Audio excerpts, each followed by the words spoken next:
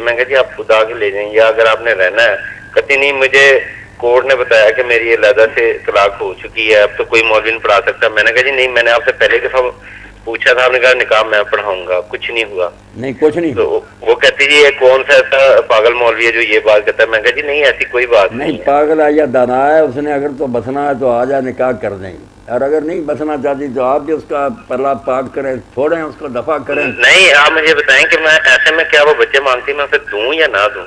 دیکھیں یہ ہم بتائیں گے، یہ تو آپ دیکھیں، اگر بچے خراب کرنے ہیں تو آپ اس کو دے دیں، جیسے وہ دھکے کھاتی پھرتی بچے بھی کھائیں گے، اور اگر آپ نے اپنے بچے اپنی حفاظت میں رکھے ہوئے نگرانی میں تو آپ اپنے پاس، یہ تو خود فیصلے آپ کریں، یہ ہمارے نہیں اسلام کی نظر سے وہ کہتے تھے نا جی بہت بڑا ظلم ہے کہ ماں سے بچوں کو دور کرنا۔